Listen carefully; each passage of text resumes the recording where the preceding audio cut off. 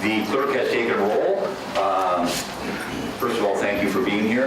Welcome everyone, good morning. At this time, I would ask Supervisor Hamilton to come forward for the invocation and ask the body to remain standing afterwards for our pledge of allegiance.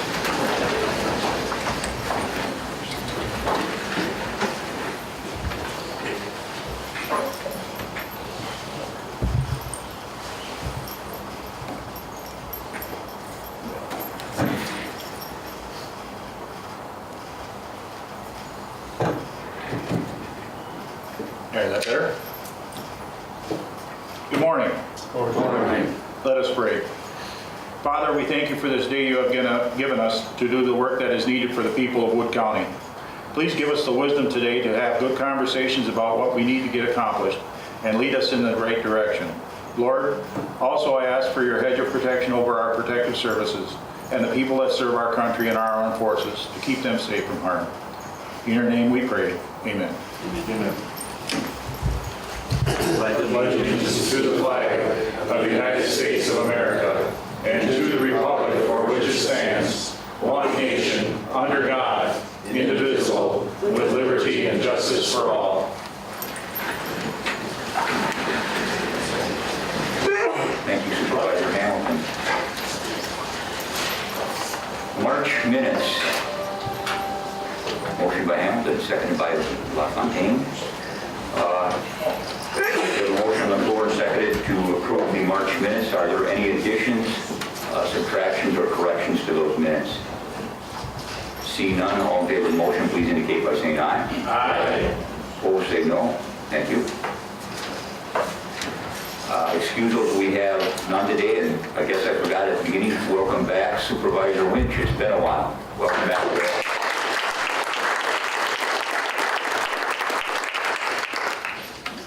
We have no resignations at this time, no appointments or reappointments.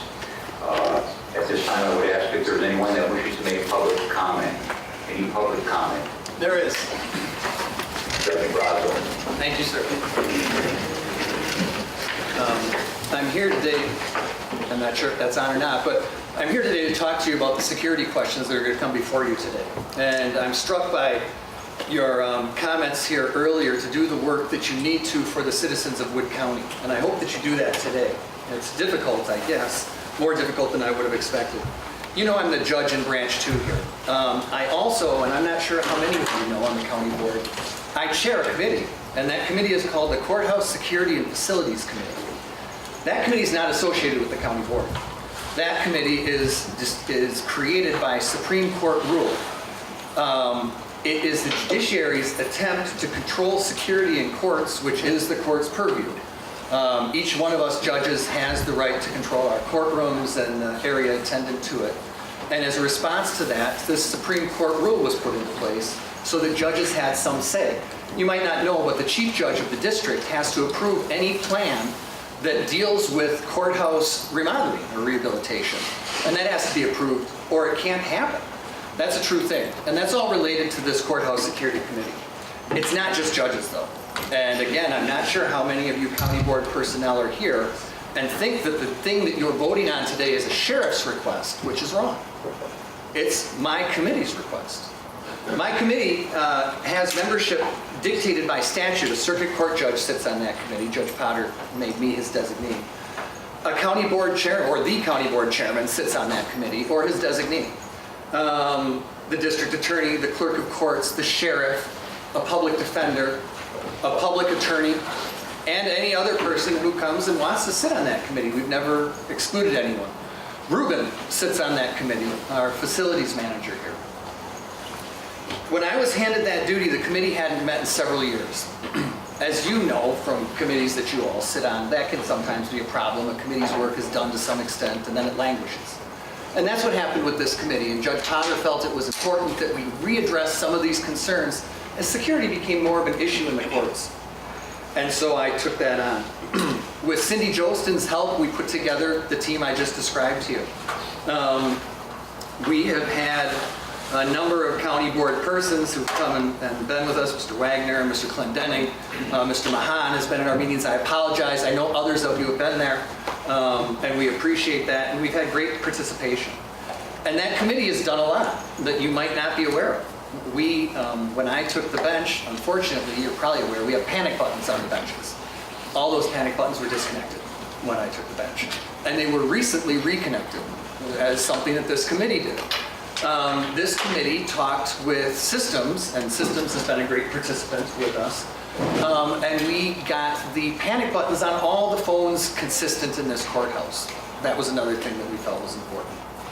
We evaluated the courthouse security by inviting the U.S. Marshals here 2 years ago. And the U.S. Marshals, not us, did a report on what was needed in this courthouse to increase security to a level that they thought was reasonable and necessary.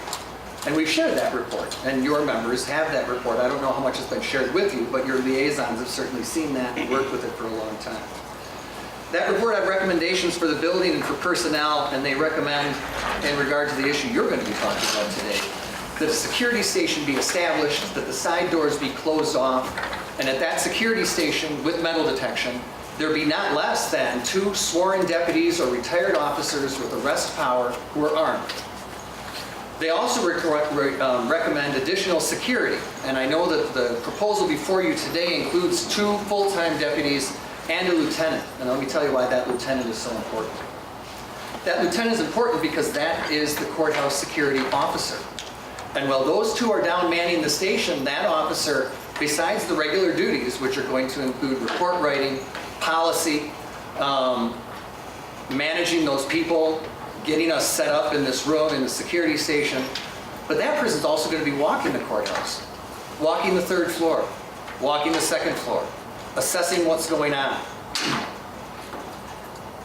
We feel that that is a very important thing to go forward with. I want to tell you a couple other things we brought you, and this might be a little infamous for some of you, but the active shooter training is something that came out of our committee.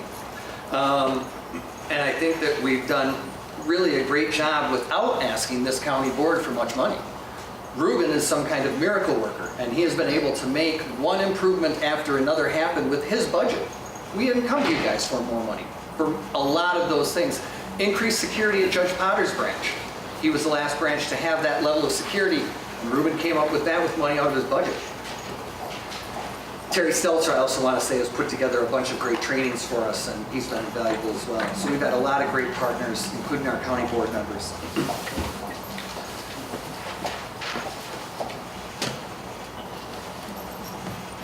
We finally had to come to you guys tomorrow.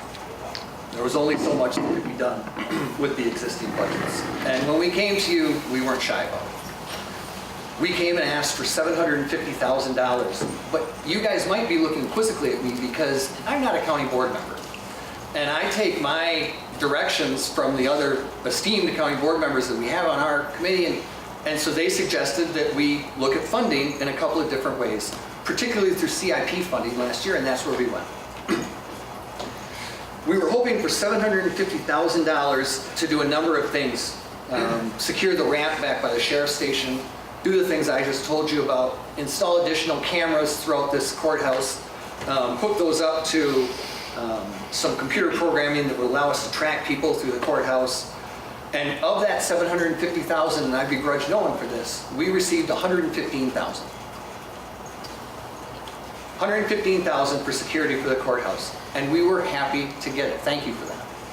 And we took that and we put it to good use. And Ruben is going to finish building out the front for a security station and a separate security room. We're going to close off the side entrances and have that single point of entrance. We're going to have metal detection there. It's only lacking one thing. People. People to man it. So what Wood County is about to have is a great system for protecting the people who come into this courthouse, but nobody to run it. What bad funding, I've heard some people say. What bad choices the sheriff's made here. And why would they be coming to us for this money? They're not coming to you for this money. I'm coming to you for this money. And I'm not coming to you because I don't know how to, well, I am coming to you this time because I don't know how to budget. But I'm not coming to you because this was my plan to have this happen. You guys gave me the money to build the security station, finally. And I'm so proud of you for doing that. And once the security station is done, my expectation is that it will be staffed. It's the only thing that would make sense in such a circumstance.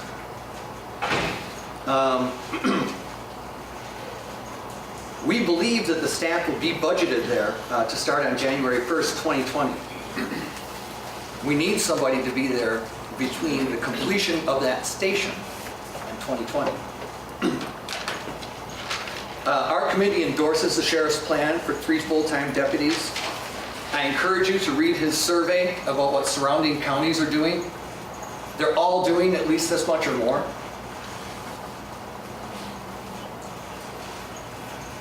From a liability standpoint, imagine if tragedy struck here, pardon me,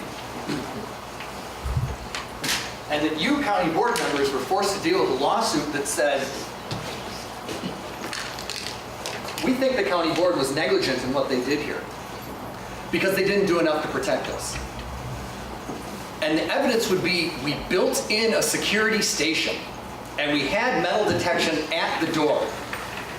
But these things still came in because nobody thought to put people there to man that station. What a shame that would be. Lord knows we hope it doesn't have it, or happen. Mr. Chairman, I'd like to call a point of order. Please do.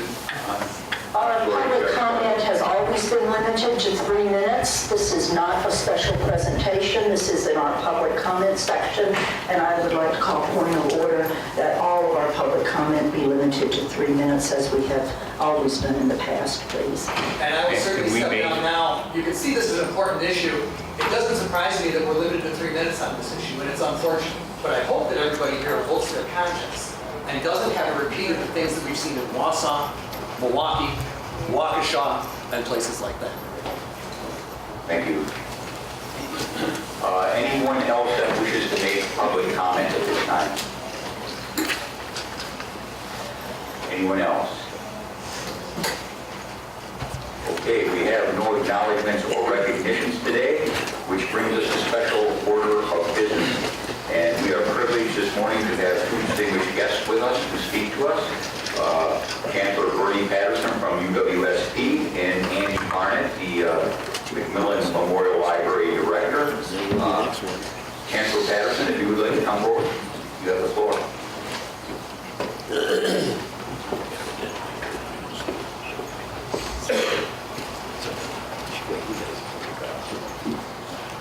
Thank you, Mr. Chairman. And good morning, everyone. Good morning. Thank you for taking a few minutes in your agenda to hear from the university. I bring, I think, some very good news this morning. With me in the back is Michelle Pornke. She's the campus exec over at the Marshfield campus. I think just about everybody in Wood County knows Michelle. With her is Greta Stock. Dr. Stock is the Dean of University College at the university, and that's the entity at the university that oversees both the Marshfield and the Wausau campus. And in Rapids this morning, but not here, she's over at Encourage Foundation, is Jeannie Rush, but I would encourage you to get to know her as well, because she's the portal, the contact point for businesses that want to work and request assistance from the university. So she's the kind of the public portal for business development in our region. So my purpose this morning is simple. It is to reaffirm our commitment to the community, to Wood County, and particularly to the campus in Marshfield. Let me begin with some really good news. Just recently, I received the Economic Impact Report for our university, which includes all 3 campuses. And I'm happy to tell you this morning that our economic impact on this region and on the state is $671 million every year. $671 million every year. We generate 6,322 Wisconsin jobs and produce or generate almost $41 million, $40.9 million in state and local tax revenue that's generated by the university. This means for every tax dollar invested in the university, Stevens Point University, generates $17 of economic activity. This is good news for everyone. The Marshfield campus itself has an economic impact of almost $40 million, $39.5 million economic impact of the Marshfield campus itself. And it generates 327 jobs. and generates also $1.7 million in state and local revenue tax. So when you're struggling with your budget, as all counties do, trying to figure out how to take care of the roads and prisons and the jails and all that, just know that part of those tax dollars are coming from the Marshfield campus to the tune of $1.7 million every year. I want to thank you for having the vision, not only today, but 40 years ago, to enter into this venture with the university system. You've made a major investment in facilities, and we are certainly grateful for that. The campus in Marshfield is important to this community, and it is important to the university. Today, I want to tell you about my vision for a new kind of regional university for the 21st century. We are reinventing UW-Stevens Point and the branch campuses. For the past 40 years, the mission in Marshfield was simple. It was access and the generic transfer associate's degree. That meant if you wanted to go, you could get admitted for sure, but there was one choice. That was just the generic liberal arts transfer degree that would get you started on a 4-year degree somewhere in the UW system. That will continue for sure.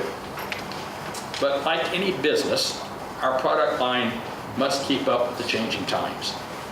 So on the branch campuses, we will offer programs that are tailored to working students of all ages, students at Marshfield and on the other 2 campuses as well, typically work.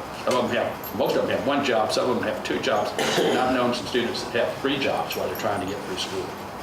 We will offer programs that meet local professional needs, and the branch campuses will also be able to serve as innovation centers. But more about that in just a moment. Now that we're into the classes for about 6 or 7 months, I want to say and thank again the Chamber of Commerce for holding the focus groups initially to help us figure out the lay of the land, as well as kind of point the direction for us. We continue to hold listening sessions. Some of them are going on right now in Wisconsin Rapids, and our intent here is to respond to community needs.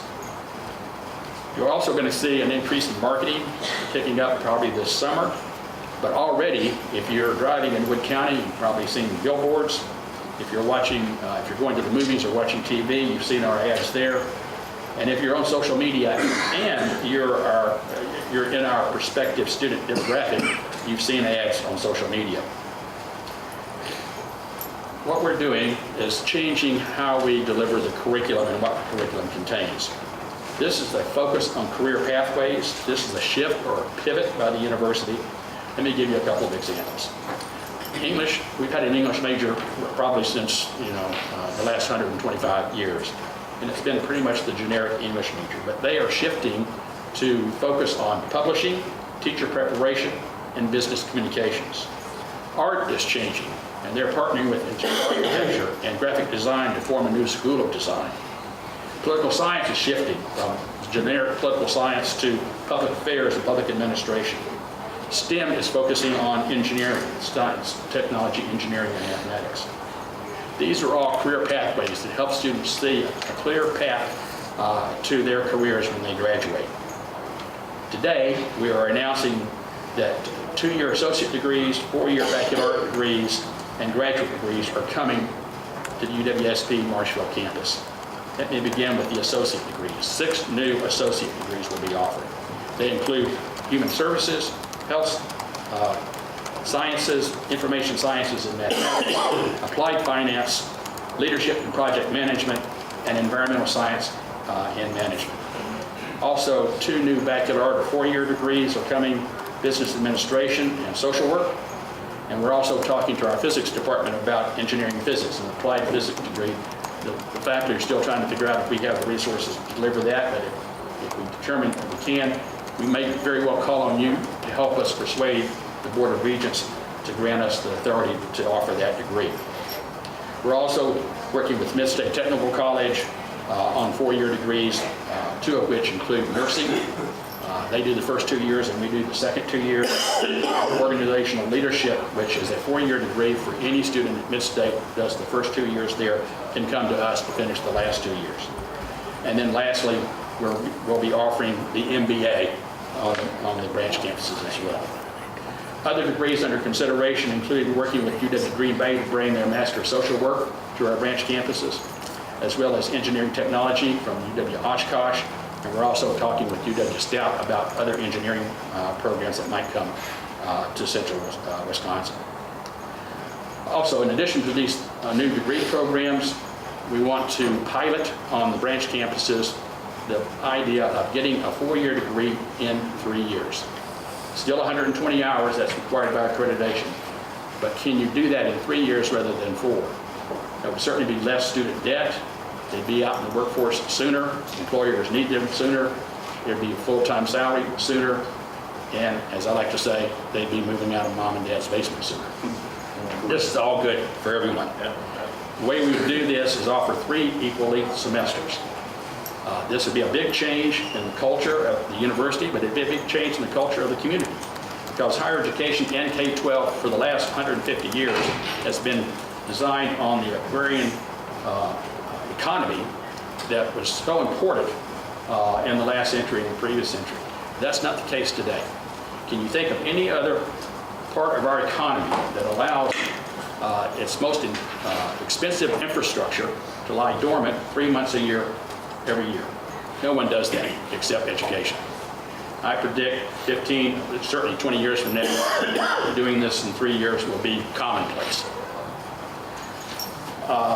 Let me conclude with some more good news. We are very pleased to be partnering with the Encourage Foundation on the Tribune project right here in Rapids. And we're holding listening sessions right now in Rapids about how and what services we could bring to the Tribune building as that project develops. I've had personal conversations with the governor and thanked him for including the Tribune project in his proposed budget. Now it's up to all of us to make sure the legislature approves those dollars. I'm also pleased to announce today that the UWSP Foundation has established a scholarship fund in the amount of $100,000 for students on the branch campuses who enroll in these new degree programs. That's a big deal for our students in Marshfield and in Wausau. Let me end by reasserting my commitment to these campuses. I grew up in southern Arkansas. My mom and I moved to Missouri when I was 15 years old because we couldn't afford to live by ourselves anymore, and lived with my sister and her husband. I worked through high school more than I should have, and I wasn't as prepared as I should have been to go to college.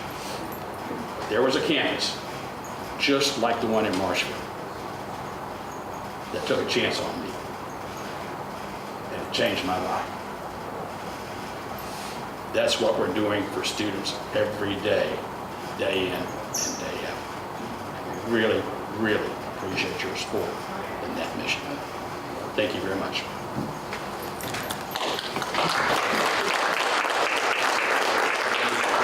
Chancellor. Any questions for the Chancellor? I guess not. Okay. Thank you, Chancellor. Thank you very much. Andy, are you ready? Yes. Before Andy starts, I'd like to correct a little something. It says in the packet that Andy's going to give a solar presentation. That is not the case. I don't know how that happened.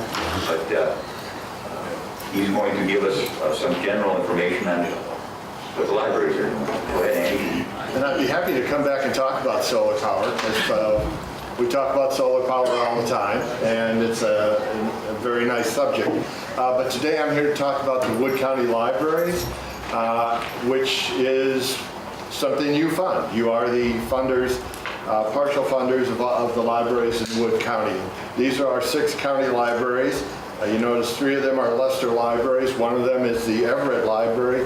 These libraries are all named after people because we've gotten community support from the Lesters, from the Everett family, from the McMillan family. That's one of the reasons our libraries are so good here. But let's talk about the rest of it. What do we do? This is McMillan's mission statement. There are mission statements at the other libraries, but I'll use McMillan's. And what's important is that we are, first and foremost, an educational institution. We're there to educate people, and that's what we do for the county. It's what we do for our communities.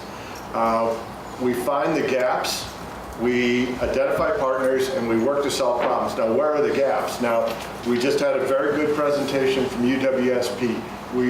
UWSP is a partner of ours. I just had a conversation with the Dean of the College of Fine Arts on how to enrich Wisconsin Rapids by bringing over some of their programs to the library. But there's a lot of places where our schools and our university and our tech school don't go that the library goes, and I would like to walk through some of those. One of the most important things we do is help teach children to read. You can come, I have grandchildren in the community and they go to kindergarten, one of them does. You can be a year behind when you show up for kindergarten, which is a scary thought. But kids need to have books, they need to be read to, they need to have access to these things. And we know that having books in a house is one of the most important indicators of whether a child will be ready for kindergarten. Some families don't own a lot of books. The library is there to help fill that need. We also train parents on how to do story times to get kids, because it's not just reading, you should incorporate music, you should have activities built into it. Once children learn to read, then they are reading to learn. They get to about 4th grade and they're reading books to learn the things they need to get ready. This is a place where the schools do part of the job, they do most of the job, but then I have a grandkid at Woodside. She's very interested in Greek mythology. They aren't going to teach her all the Greek mythology she wants to learn. She comes to the library and she gets more books, and so she reads everything we have on Greek mythology. And other kids are reading dinosaurs or trucks or whatever it is they want to read. But that's a very important step for them, to follow their own interests, because that's how people learn, by following their own interests. It's much more effective than making kids learn something that they don't want to learn. We're also then supporting teenagers, because there's a tendency when you get to teenage years to slack off. I happen to have a junior high school student who's a grandson at Rams, and it would be very easy for junior high school students to float along. We're interested in getting programs for them. Our makerspace exists so that we can keep them interested. We're going to do a concert just for teenagers this year. All the libraries are doing programs to keep the teenagers interested, and especially all the ages, to keep them busy during the summer. We just heard again that summer seems to be is 3 months where the schools aren't active. Well, during the summer, the library is extremely active because of that. So children can lose a month or 2 of reading level during the summer unless they read, and that's why we promote reading so heavily during the summer. The ones who partake in the programs at the library come back at the same reading level or higher. The ones who don't read during the summer come back needing remedial work just to get back to their age grade. But we don't stop there, of course. There are a lot of people we know that people need new jobs, that they need new skills to keep their current jobs. Where do they get those skills? Mid-State's a great place for them, and we are partners with them. But if you need to learn about Excel, maybe a 8-week course at Mid-State isn't the best thing for you. Maybe you don't have time to get there. We offer classes in Excel. We offer classes in human relations. We offer online classes in business startups and business plans. And those are available for people to take at their leisure, at home, assuming they have leisure, at home, on their own computer, at their own time, take as much of it as they want. So besides the books we offer, we're also filling that educational need for adults who need skills just to hold on to their current jobs or to move up into new jobs. And one of the things Ron McCabe always said as director is, we don't want to be a small town library, because that puts our kids and our community behind the 8 ball. We want our children and our community to have as good a library as Waukesha and the Madison suburbs. We don't want our kids going to college and being behind the kids who had access to things that we don't have access to here. So we aim to be as good as any library in the state. No point in aiming to be a bad library.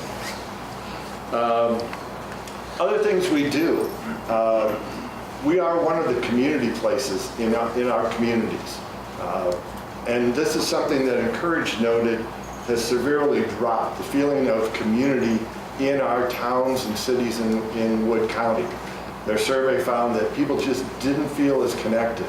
One of the few places you can go, meet a wide range of people, and not have to buy something, and not be in a store, and not be at work, is the public library. We had a movie last night. We had 150 people show up to see a movie and just talked, and they chatted, and they saw their old friends, and this is an important thing for our community. Our staff are also facilitators. We work to bring agencies and groups together, and we have facilities to bring people together and to get them working on things and to get them solving problems in our community. And having meeting rooms that are available to the public is an important thing. Having the technology, having places where people can just come and talk about what they want, or present what they want, or just come in and be able to use their computer, or use a computer because they don't own a computer. We all carry a computer in our pocket, it seems, but if you have to fill out a job application, if you have to fill out a disability form, if you have to file your taxes online, a lot of people don't have the computers to do that, or they don't have the internet to do that. And so we are an important part of e-government by providing those services. I mentioned books. Of course you think of books when you think of a library, and we still spend $100,000, $150,000 a year on books just at McMillan. But we do online classes, and their Gale courses is the one we provide. But statewide, we provide other things. We provide a lot of equipment that people wouldn't have. We provide software that people don't have. Children often they go to school and they learn to use PowerPoint, or they learn to use Photoshop, and when they go home, nobody has those on their home computers. We provide those and provide kids access to that so they can keep their skills up, they can use these things that they've learned in school on their personal projects, which really ignites learning for them. And we have staff. It's not just a coffee shop. We have places where people can come and get help, learn how to use email. Yes, there are still people who don't know how to use email. We see them all the time come into the library and they go, I don't have an email account and I can't apply for a job because I need an email account to apply for a job. And we're one of the few places around where we can help people with those kinds of things. Now, how do we decide how to do what our program is? Well, we've worked very closely with community surveys. Encourage did a community survey. Other people have done community surveys. We look very closely at those to see what are the needs in our communities. McMillan's been very closely watching the United Way priorities. And you'll notice early childhood reading, teen success, those things are entirely United Way priorities. That's why we partner with them on these things, because they have identified them. We agree with that identification. That's what libraries are working on these days. We work very closely with schools, with Midstate, with UWSP. There are things they can bring to us, and there are places we can fill in for them where they wouldn't get things done. One example is recently we arranged to bring in a Pulitzer Prize-winning children's author and arrange the funding. We worked with several local foundations. We worked with the schools, and we brought an author in, and he spoke to every child at Rams. He presented at the library. It was a wonderful thing. It would not have happened if we hadn't seen an opportunity and gathered together other people and brought a unique educational opportunity for our children. We're working with the Division for Workforce Development. We're working with the Chamber.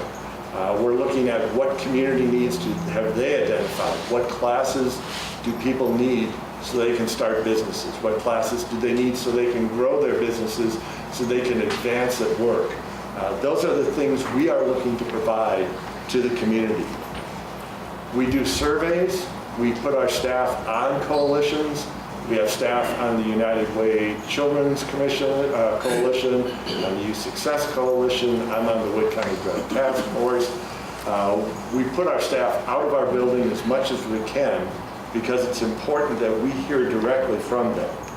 And we get feedback. We do surveys, we get informal feedback. I had a gentleman walk in my office yesterday and said, "You don't have the right kind of tables downstairs." And today I moved some of those right kind of tables downstairs for him because the feedback we get is important to us and we value it. It's when someone complains to us, that is the greatest gift we can get. And of course, we're looking at what works in other libraries. What works in Waukesha and Madison doesn't necessarily work here, but we can change it, we can adapt it, we can do it differently to meet our community needs, and it's important to see what's happening. And that's why one of the reasons you find that all the libraries are looking at makerspaces and makerspace programs to help teach kids robotics and coding and get them exposed to these things. We are doing that at the library, and it's not a class, it's a fun thing, and kids, that's another approach to educating kids, and one we're very interested in. I mentioned we work with community partners. These are some of our community partners. These are all people we've worked with in the last year, and it's just, we reach out to every group we can find to get things done. And one example of this is Encourage identified that there was a need for a community calendar because the paper community calendar had died off. McMillan put together an online community calendar, and about a third of these groups are now part of that online community calendar, and you can see what's happening in all these organizations through the online calendar that McMillan maintains. And I sometimes hear that libraries, they must be fading away. This is like, my wife works for Catholic schools. I call this the nun with a ruler principle. You think of Catholic schools and you think of a nun with a ruler. Well, there aren't any nuns in Catholic schools, and they don't hit kids with rulers anymore. Libraries are very different than the ones you may have seen when you were a child. Certainly when I was a child. We're part of a 7-county system that includes Madison. And this is a very powerful thing. It means that we have a large shared collection. Any book I want that's owned by any of the libraries in those 7 counties can be delivered here in 2 or 3 days, which is like ordering a book from Amazon, except I just have to drop it back at the library instead of buying it. And this also extends to ebooks and downloadable audiobooks. There's a statewide collection of ebooks that is, I think last year the circulation from that collection was about 1 million items. So it's a big collection, it's heavily used, and a lot of people still don't know about it, but it's a great resource. We also share technology and IT support. This means that the libraries like ARPAN and NACUSA don't have to try and run all their IT out of their own staff, because that's very hard to do. We're librarians, we know a lot about everything, but we don't know a lot about IT stuff, and so the computers at ARPAN and NACUSA and McMillan are supported at Madison as part of a network of 1,500 computers, and they do all the updates and things for us. It's a very efficient way to operate, and it makes us much more powerful than if we were tied to our community or just tied to our county. We're also able to borrow kits from our system so that NACUSA and ARPAN and Vesper can borrow robotics kits and do robotics programs at their libraries, which obviously they wouldn't be able to do that themselves if they don't have the funds. But by doing this in a pooled way through our system, we're able to borrow these kits and do all kinds of interesting things. They loan out sewing machines, so you can do sewing classes at your library for kids, because kids surprisingly dress up for Halloween and other times too. McMillan actually is now doing that on a smaller scale, and we are loaning out kits to 4-H and schools and clubs and organizations in our community. It gives us better prices on everything, technology, resources. So it's an important thing, and it's made us much more powerful than libraries were when I started as a librarian. Now here's the important question: where does our money come from? There are two main ways to fund libraries. There are county libraries, and Marathon, Portage, and Adams do support county libraries. They're county organizations, county departments. But Wood County has municipal libraries, and so there are 6 municipal libraries. When we're doing service to people from other counties, like when we do service to people in Adams and Portage County, that's reciprocal because they're in our library system. When we provide service to Clark and Juneau County residents, and we do, we get to bill them, which is a good thing. But the main thing is when we do service to people who don't live in our municipalities, how does that work? Well, we get reimbursement from the county based on the previous year's service. So if we have the 2019 budget is based on our 2017 provision of service, the service we provided in 2017. That's okay, and it works. It's reimbursement for service previously provided. There is a formula for dispersing this money to the libraries. Some libraries serve a lot of non-municipal people, and other libraries serve fewer non-municipal people. The formula that we operate under doesn't include any capital costs. McMillan does a solar project. You guys aren't responsible for any of that. Marshfield builds a new library. You're not responsible for any of that. It's just the service part of our budgets. There is a statutory minimum that you must reimburse us. You must reimburse the libraries at 70%. Currently, you're reimbursing at 85%, and the goal of our Wood County Library Board is to be reimbursed at 100%. That happens at a fair number of counties in the state of Wisconsin, that reimbursements at 100%. What are those Wood County Library Board members? Well, there's 2 of them in the room. These are people you appoint, and they get together and decide what should be requested and what should come for you as a request. So it's not, it's not the libraries asking for money. It's kind of like the judge said, there's a committee. It's a committee you guys have appointed, and they're the ones who come forward with a request. Though I certainly am in favor of funding as much as they possibly would ask for, but there's 2 county board members on there, so they don't request more than they think they could, than is a rational request for this board to consider. And in closing, I'd like to invite everyone. McMillan Library is a finalist for the National Medal for Museum and Library Services. It is the highest honor that the federal government issues to libraries and museums. We're one of 30 finalists. There'll be 10 medals awarded. On April 25th, we're doing a short program, and at 5 o'clock, and we'll have cake and food, so come and have cake and food. And we'll follow that with a concert by Copper Box, which was fortunately scheduled for that day anyway. And we'd be very interested in having you come and take a look around the library, see where some of your money goes. And on May 13th, McMillan's also hosting Business After Hours. So if you're interested and can make that, stop by and we can show you some of the services we provide for businesses specifically. Other things questions I can answer? Or you want to get on to your regular meeting? Mr. Chairman, can I ask a quick question? Absolutely. Andy, you said something real earlier. I'm sure I'm not the only one in this room. I have hundreds of children's books at home that I don't know how to get rid of. I know it's not the library's core function, but is there a central place that people in the community, myself included, could donate those boxes and boxes of preschool children's books? McMillan takes all donations.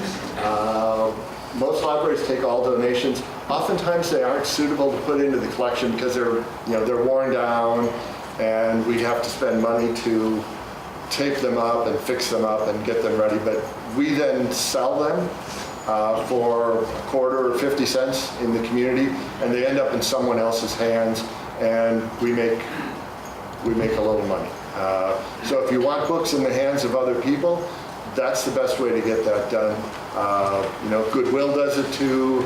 Other people sell used books, but you can drop them. We had someone drop about 3,000 books on us last month, and we're busy slowly selling them all off. They're all science fiction books, and they're wonderful, and some of them are even collectible, but mostly we can't add them. They're older, they're a little more brittle because they've been used, but that's a way to get them back into community use, and we think getting them back into the hands of other families who will read them is a great way to deal with those. Any other questions for Director Barnett? If not, thank you.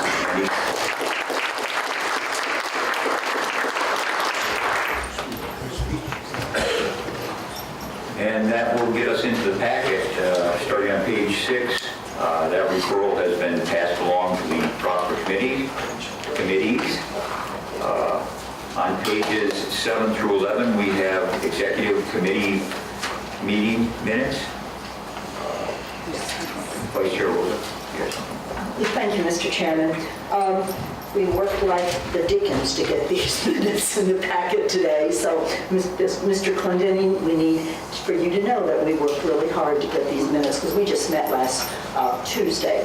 I wanted to bring your attention to a short paragraph about Wood County strategic planning. Nancy Turek and I met and compiled all of the responses that we got from the first survey, and so available to you will be a second survey. It's going to be like a Likert scale. We took all of the suggestions about what our county board supervisors thought were important for us to consider, and we put them in a list, and you will be asked to rate them as far as how important do you think that value is. And then we will compile those. They will be available electronically. There are also hard copies. I know some of the chairmen of some of the major committees said that they would be willing to distribute hard copies at their committee meetings in order for the county board supervisors that are on their committee to fill those out, and I'll leave that at your discretion, but we certainly can get hard copies to you as chairman of those committees for your members to fill out. But thank you to all who responded to that first survey, and please look for that second survey so that you can rate those values that came out in what you as individual county board supervisors identified as key values, and then we'll go from there. Thank you very much. Okay, moving on, page 12, the administrative coordinator's report. County clerk on page 13. Finance director, pages 14 through 29. Pages 30 to 33, we have the human resources reports. IT on pages 34 through 37. Women's report on page 38. Treasurer, page 39. Which brings us to our first resolution. The first 3 resolutions brought by the executive committee. Without objection from the body, I would recommend we take all 3 of those together. Seeing none, I would ask the clerk to read those.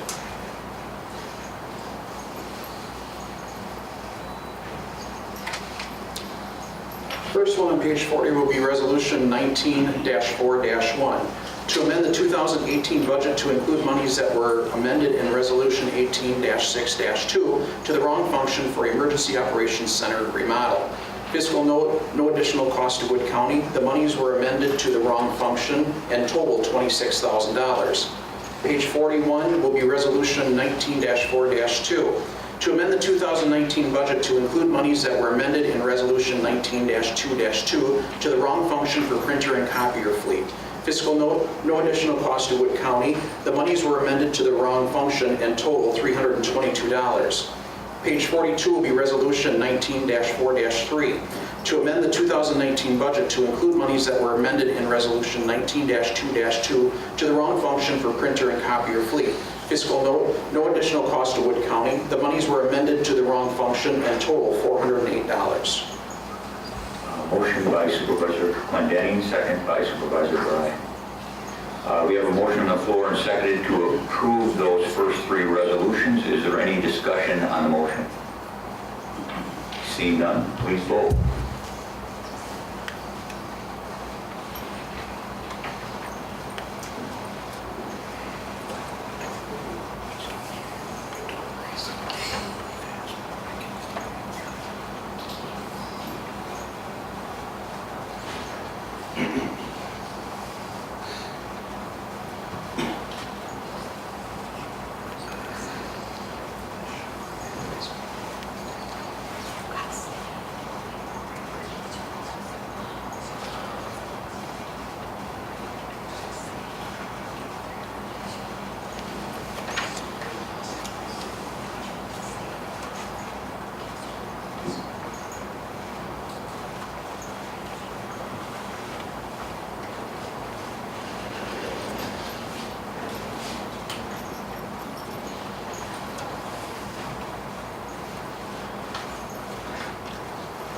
And those three resolutions pass unanimously.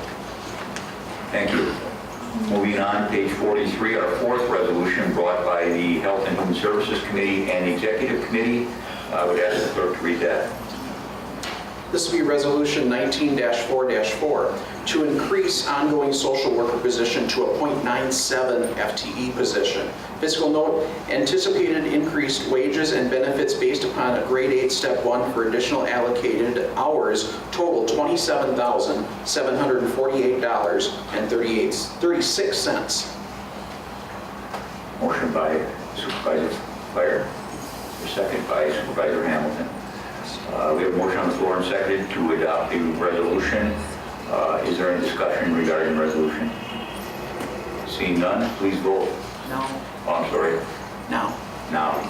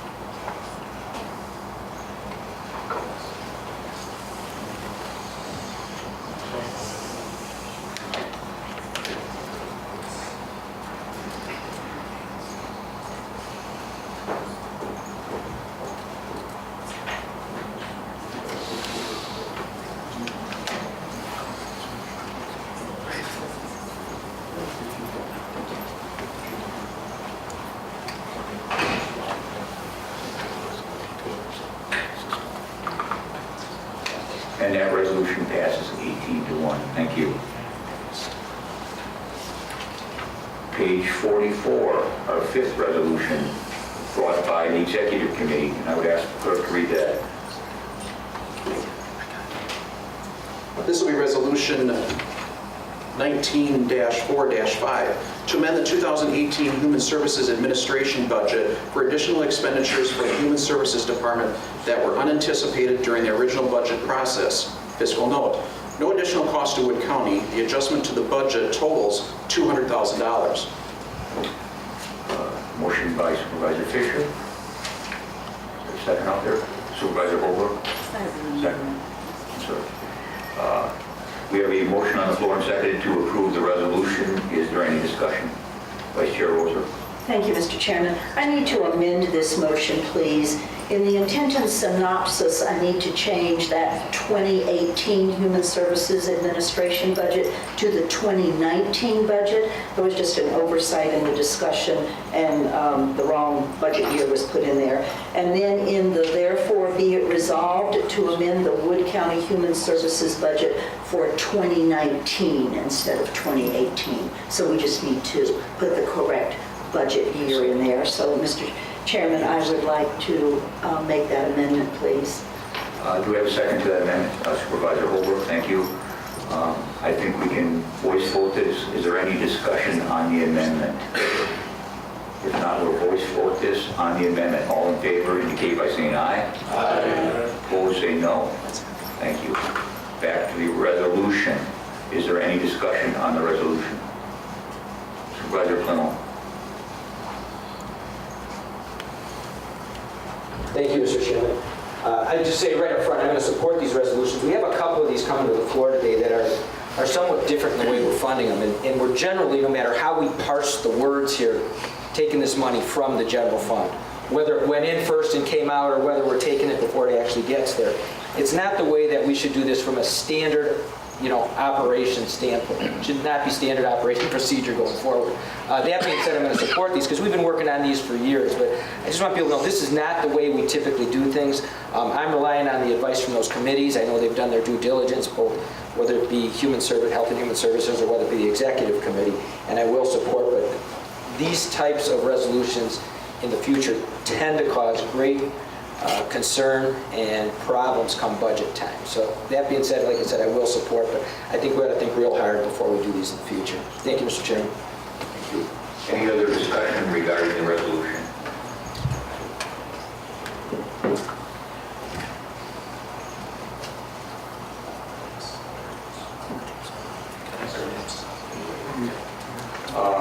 Once again, any further discussion on the resolution? Seeing none? Please vote.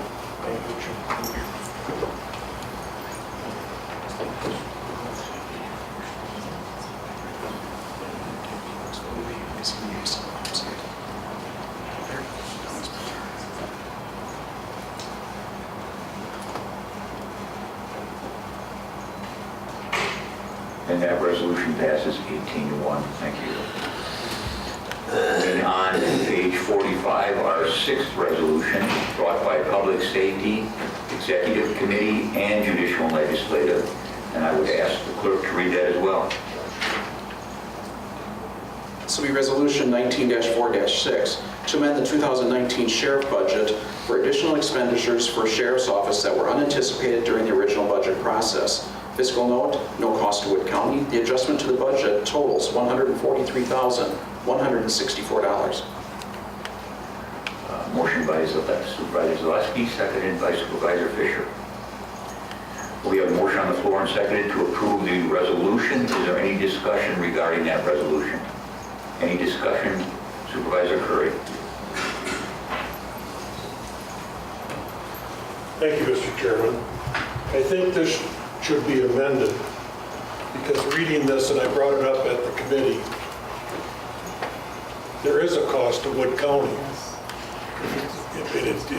I'm not saying it's deceptive, but the money is coming out of, some part of this money is coming out of contingency, part of it's coming out of the general fund. So to say it's not, no cost is not correct terminology for this resolution. I'll second that. Second.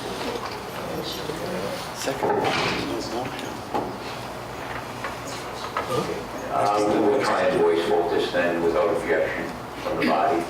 What exactly is the amendment, Supervisor Curry? I think that we should remove the no cost to Wood County and make the supervisors aware there is a cost to Wood County with this.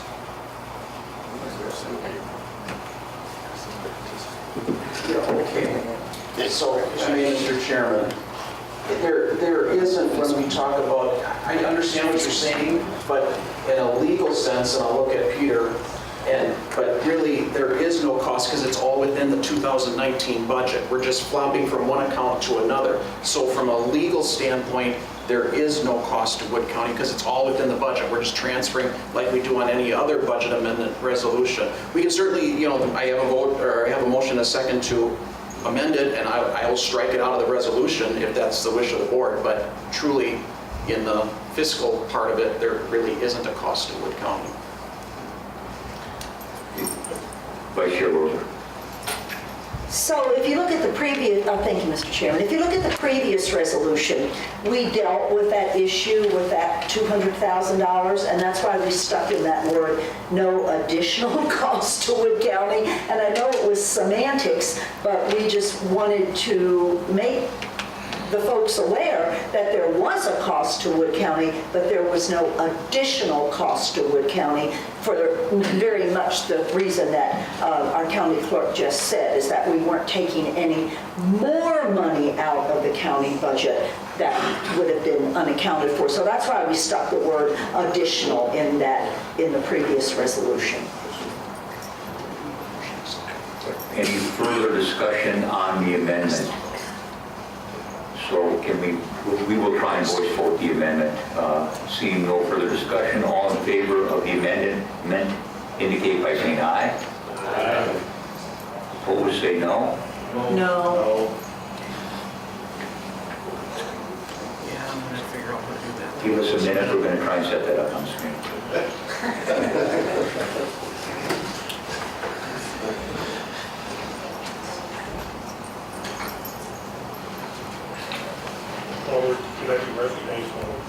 Supervisor Gray.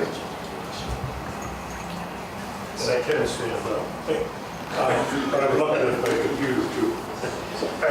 In the future, I guess I can live with just the notification to the board, but does anybody, I might just be parsing words here, but to say that there's no additional cost, I understand what's going on, but we should probably come up with another informational way to put this out in the future.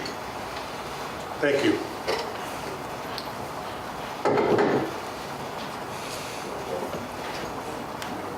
Anyone else wish to speak over the interim?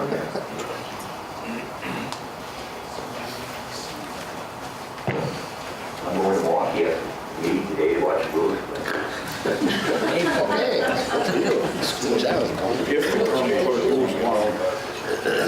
Did they move the time on that thing? Yeah. They might ask, I'll have to call down quick. Hold on quick.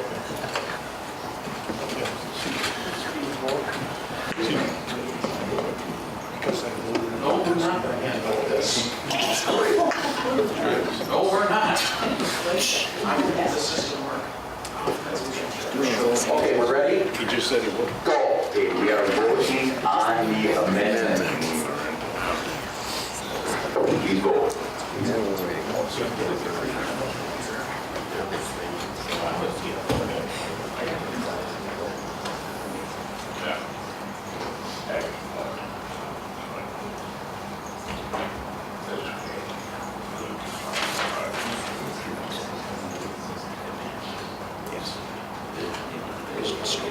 And that amendment passes, so would you care to share how you're going to work that amendment? Just like Mr. Curry suggested. So the only thing that's changing on the resolution is the official resolution that'll be in file in my office will have the word "no cost to Wood County" stricken from it. That's it. Okay. Okay. We will vote on the amended resolution. First, are you ready to go here? No. Okay. Any discussion on the amended resolution? Any discussion on the amended resolution? Supervisor Zerflu. Thank you, Mr. Chairman. I would just like to make a few comments why I think this is very important that this resolution passes. I'm honored to speak for my brother and sister law enforcement officers, even though I'm one of the old guys that's retired. His Honor mentioned today that this is, a lot of the equipment is in place. It is doable to get done in January 2020. And since I've been on the board, which is October of 2014, and even longer than that, courthouse security has been talked about.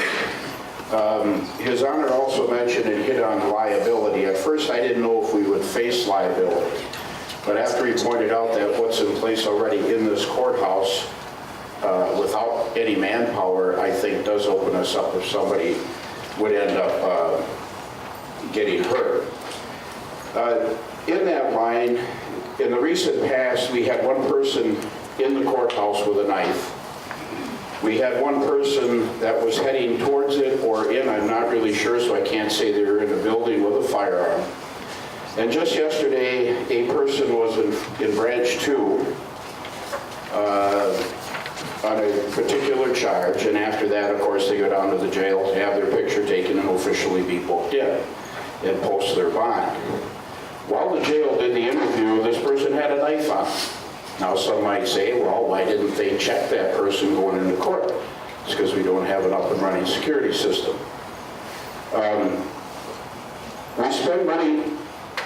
We spend money on other things today. All of them I voted for. They're well spent. But to not take courthouse security and put forth the money that we're talking about now to get it up and running is just unthinkable, in my humble opinion. The Public Safety Committee, Judicial Legislative Committee passed this resolution out of their committees unanimously. And it barely survived the Executive Committee in a 4-3 vote. I credit those supervisors on the Executive Committee that did bring it to the County Board of Florida. Sheriff Becker did some good hard work, and by singling him out, I mean his staff, on security, and this report was pretty extensive. He spoke on manpower security, checked with other counties that neighbor us, checked with counties further away from us, and they all use sworn deputies or retired police officers to man their security posts. Only one, I do think, uses a security system or a security agency. The sheriff's idea on how to manpower this situation, the judge pointed out pretty clear on what the duties of these individuals would be. The Courthouse Security Committee asked the Sheriff's Department to prepare this proposal, and they are very supportive of it. This proposal is minimal cost, reasonable funding request, and low impact on the contingency fund. The Sheriff's Office is responding to the request we asked them to accomplish. Money spent, like I said today, on other resolutions I voted for and is well worth spending money on. But to spend $0 on courthouse security today is just unthinkable. And it also kind of points out a not so pretty picture if something then indeed would happen. If I can close by quoting to you something that Sheriff Becker told me. He said, Joe, we are not being fiscally irresponsible in this proposal, especially when we have courthouse security as our goal. These funds can help us get the program going with the manpower that the program needs. And then finally, there's an old saying, it is not if we're going to have a serious incident, but more a question of when. Thank you, Mr. Chairman. I yield. Any further? Supervisor Clement. Thanks again, Mr. Chairman. I don't have a long presentation here, but I did want to say this is one of those resolutions to which I alluded earlier. Not thrilled with the funding mechanism, but it's something that probably needs to be done. When I look at this, this is one of these situations where $1 million is probably not enough, $100,000 is probably too much, and at some point we will probably find some equilibrium. We'll find the right amount of security that's necessary. I know that it will certainly increase security in the courthouse. I certainly support it. I think at some point we're going to have some pushback from employees and other people entering the courthouse for, I'll call it simple business, or the public, especially those who have to enter several times a day. But at this point in time, I think it's a necessary step forward, and I would certainly urge your support. Thank you. Any other discussion on the resolution? Any other discussion on the resolution? Seeing none, please vote.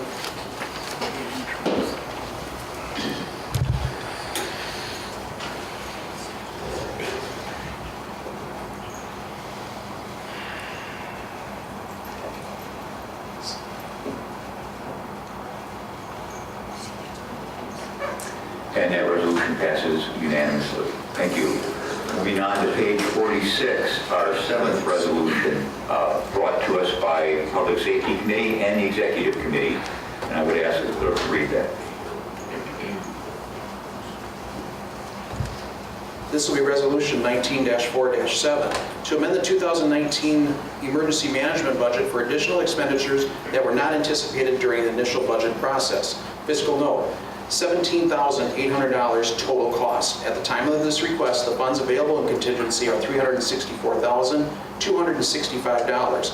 The adjustment to the budget totals $17,800. Motion by Supervisor Hampton, second by Supervisor Bride.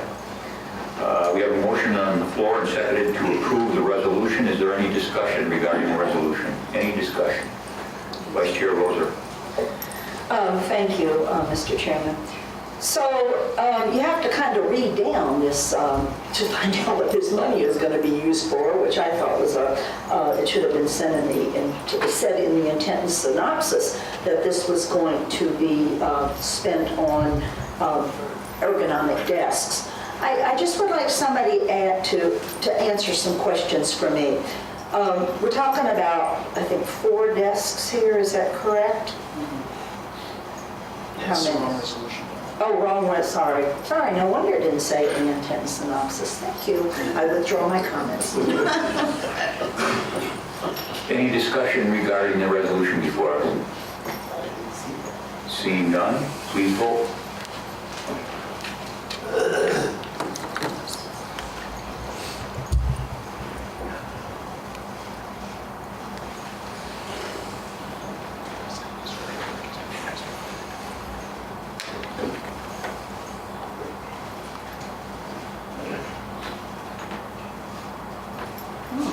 I pushed it.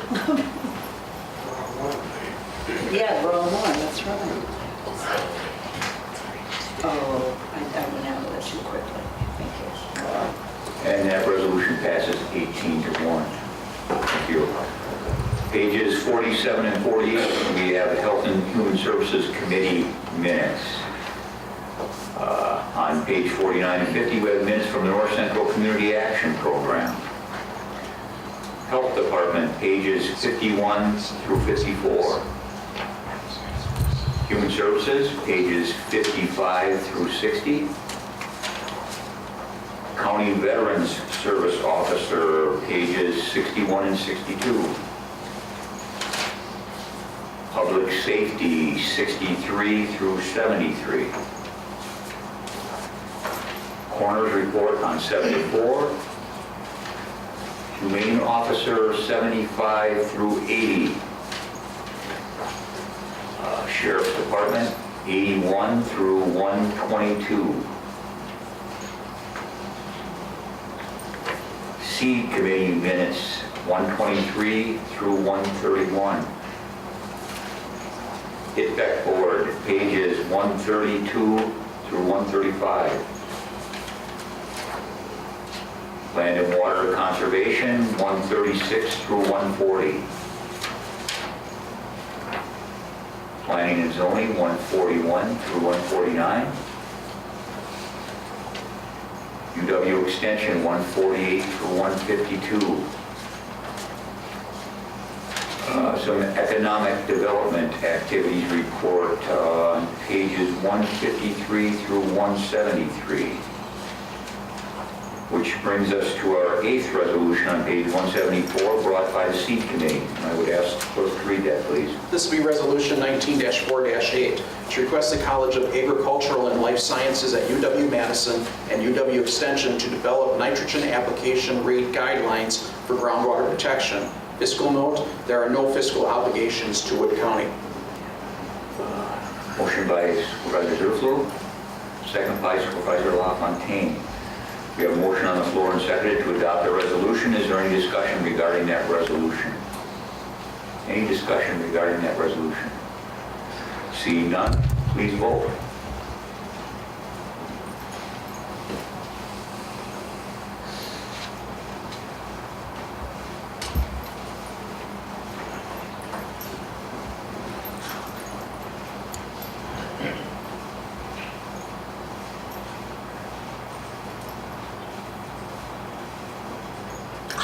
Confound it, I did it again. Just a minute.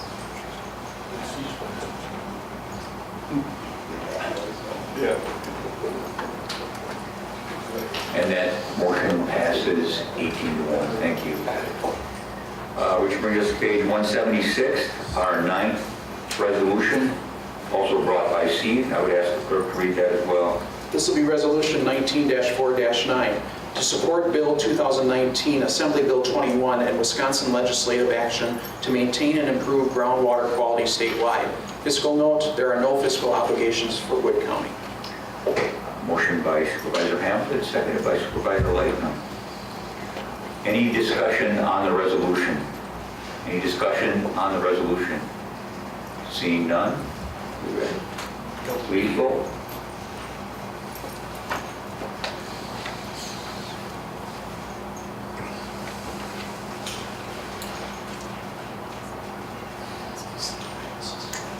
And that resolution passes 18 to 1 as well.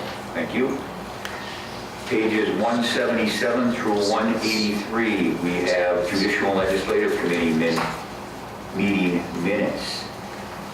Criminal Justice Task Force minutes, 184 through 186. Report from Corp Counsel, pages 187 through 192. Registered Deeds, 193, 194.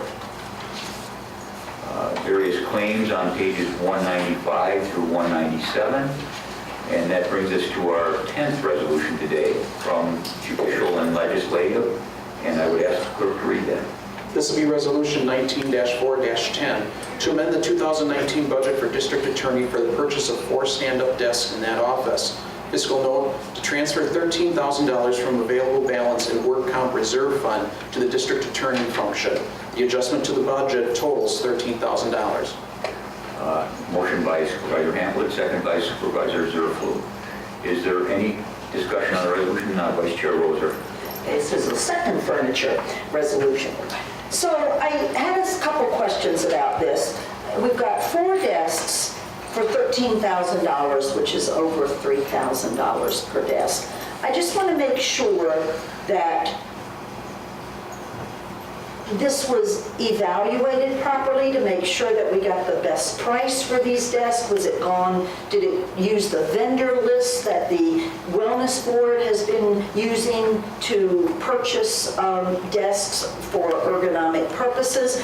The plans were to bring this up at the Wellness Board because the Wellness Board saw this as a wellness issue, and we were going to discuss this to make sure that the process was done correctly. So can somebody just explain the process to me of how these were bid out and how you came up with these 4 desks at over $3,000 a desk?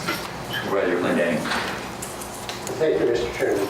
Yes, it was the wellness committee person, Mel was the wellness person, was at our meeting and gave a presentation on it. They were cheaper at that time. And the reason is because it ended by the time this resolution to get passed, the price went up. But yes, it was. And as far as Stelter, our, what is he called? Risk manager. The risk manager, he also was present at our committee and discussed this. And we discussed how it could come out of workman's comp because there is a fund in workman's comp, and that's why we decided to take it from there. But yes, it's been approached by the best of the ergonomics that you can have, so yes. And they are full desk. The desk comes up, the desktop. This isn't something you set on your desk because they needed something that they didn't have to go back to their computer or go back to something else. Any other discussion on the resolution? Seeing none, please vote.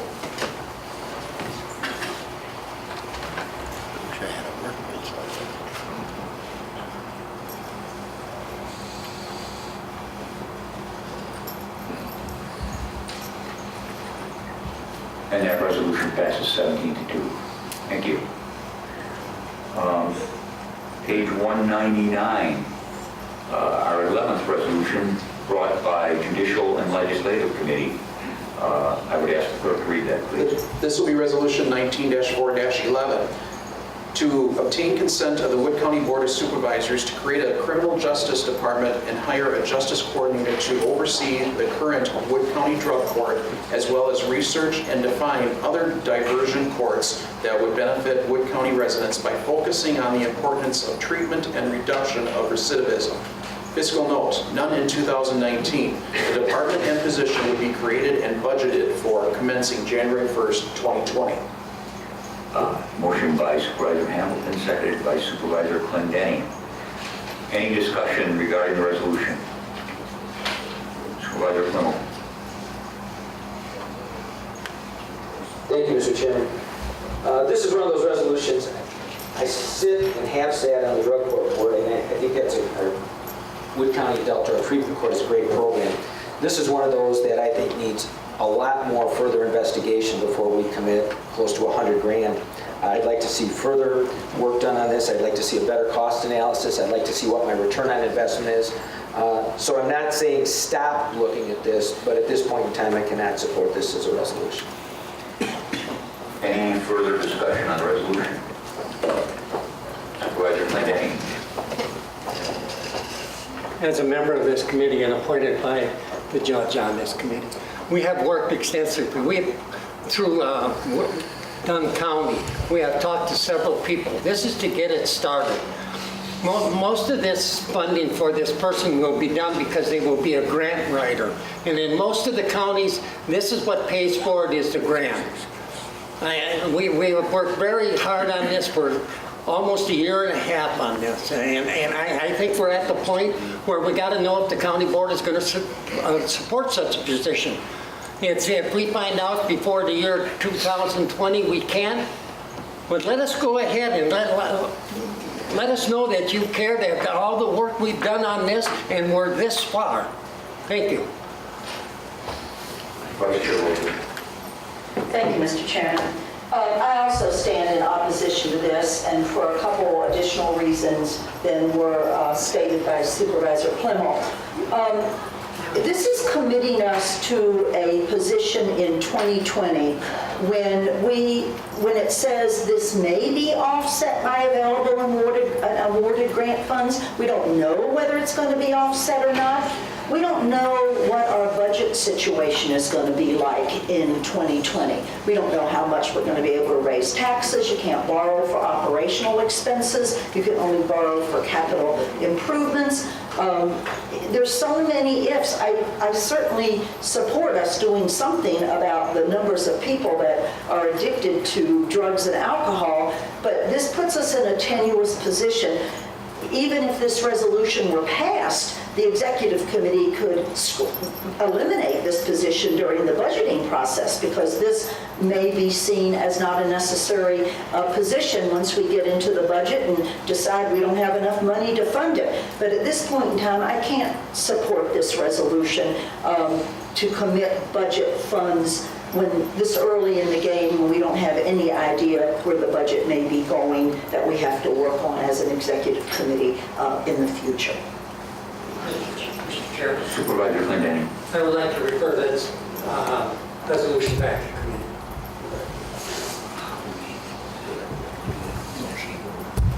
Is that a motion, Supervisor Clendenning? Yes, it is. Is there a second? Supervisor Zerfluch, that's a second, Zerfluch. Okay, we have a motion on the floor and seconded to refer this resolution back to committee. Any discussion on that motion? Seeing none, please vote. I'm sorry. Yeah, go ahead. Sure. Go for it. We'll do that. Sure. Please vote.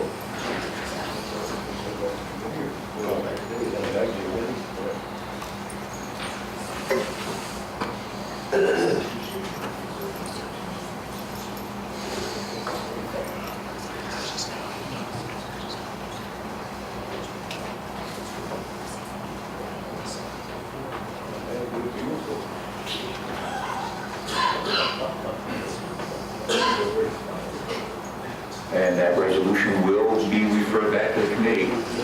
Thank you.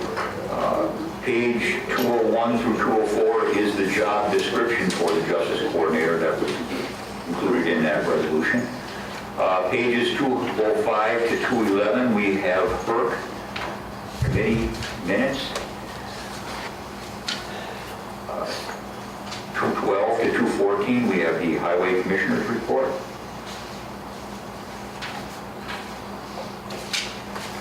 Parks and Forestry on page 215 to 219. Which brings us to our final and 12th resolution brought by the HERC Committee, and I will ask the clerk to read that. Well, thank God. This will be Resolution 19-4-12 to become eligible for the State of Wisconsin Outdoor Recreation Grant Programs funding. Fiscal note, total project cost of $1,200,000 to include entrance road, parking lot, trailhead shelter building, multi-use trail, ice skating rink, fishing pond, playground, and support amenities. Is a motion Supervisor Fisher, second by Supervisor Fry. We have a motion on the floor and seconded to adopt the resolution. Is there any discussion regarding the resolution? Supervisor Flemmel. Thank you, Mr. Chairman. Get tired of standing up myself here. I just want to make it real clear, and I want to make sure everybody understands this. This does not commit the county to 600 grand. This is the first step in a grant application process whereby every member of the HERC committee, and I think every member of this board, knows that private funds would have to be raised to match that amount. I'm not saying at some point there would be some county contribution, and it might be very beneficial to us, but this is the first step. This is no commitment to 600 grand by this board. Correct. Any other discussion regarding the resolution? Seeing none. Please vote.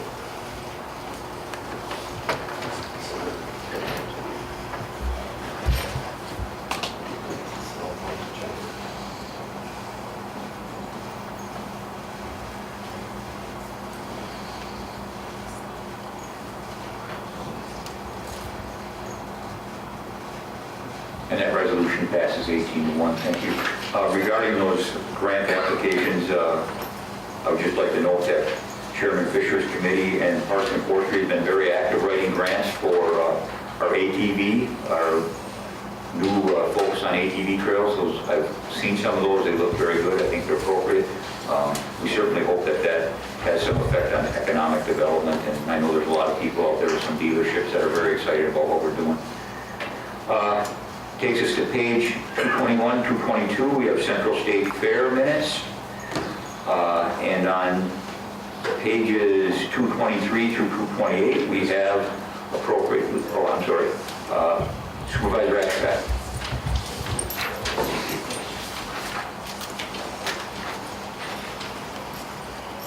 Thank you, Mr. Chairman. We had a district convention meeting last Wednesday at the Senior Fair Building. There was 7 or 8 different fairs involved there. And the main purpose of the theme was how the University Extension is involved with the fair. And we had about 8 different fairs. We had about 8 different attitudes or different grades. So it was kind of interesting.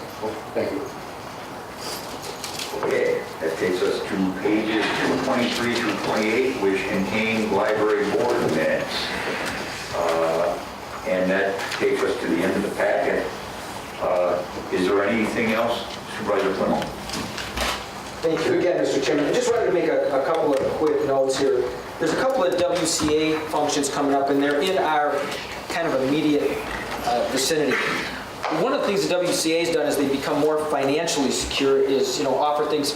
Eventually, we had the magazine for free, WIS Politics, those things. Now those educational seminars are free. And there's one coming up on 4/22. It's an environmental land use seminar. It's dealing with groundwater. It's over in Stevens Point. That's 4/22. I think that starts at 10 in the morning, but you'll find it on the WCA website. On 5/10, their Ag, Environment, and Land Use Committee has a meeting over in Stevens Point. And then the last one, I guess, for Bill is the deadline, and this board, the deadline for resolutions for the WCA annual business meeting is the 24th of June. So the deadline is the 24th of June. Thank you. So leave it up to me to call a point of order on the judge, and if I ever get into trouble, I hope they send me to another county to be prosecuted. But I bet that means that I'm guilty, so that's going to be prosecuted. But I wanted to just make a point about why I did that. We have always limited our public comments to 3 minutes. I don't understand why the county clerk did not start the clock when we had a public comment, so he can explain that to me at another time. Is that a shot, Supervisor? It's a shot right across the back, okay? And so I just think that for consistency, we need to stay with the 3 minutes. The judge could have requested a special presentation before this board, which would have eliminated the time frame that we have always done for county board. The chairman wasn't about to ask him to be quiet, so I went ahead and said I will do it because I think we need consistency in that, and we certainly, I don't think, ever have denied anybody a special presentation in front of the county board. So I just wanted to say why I think we need to be consistent, and we don't need to not be consistent in our public, because we set a precedent then. And if somebody stands up and they say, well, you gave so-and-so more than 3 minutes in a public comment, then we would have to say, yes, we did. So I was just trying to be fair during that portion of our county board meeting, and am not afraid to do so. So I just wanted to make sure. I mean, if people disagree with that, then I guess the county board chairman has to say, does anybody object if this person goes beyond our 3 minutes during the public comment? And just for fairness.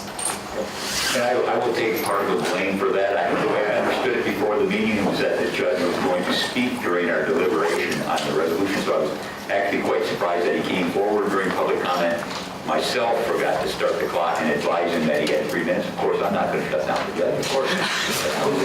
I would have, however, cast it to the floor on the point of order, but we didn't get that far. The judge was gracious enough to That's what I was going to shut down. say. It's already built in. Had you either made your decision or had the board make the decision. Yeah. Then if we would have voted to let him continue, he could. Yeah, absolutely. Now we're getting there, but he graciously shut down. So we'll leave it at that. We learned something. Supervisor Fernandez.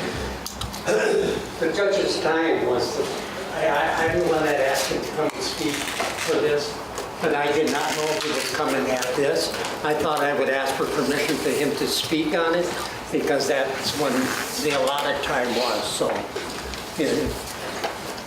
no, I was quite surprised that you did. That's the way I understood it before the meeting. Okay. So, again, is there anything else that needs to come before this board this morning? It's not possible that other people are taking the blame besides the county clerk, right? Right, right. We all see the halos. We all see the halos. Reminder, Supervisor Hamilton. No, go ahead, Mr. Chairman. I was just going to move to adjourn. Okay, first of all, just a reminder, we are in the middle of Holy Week. We want to wish everyone a happy Easter, spend some time with your families. We get to go to that county board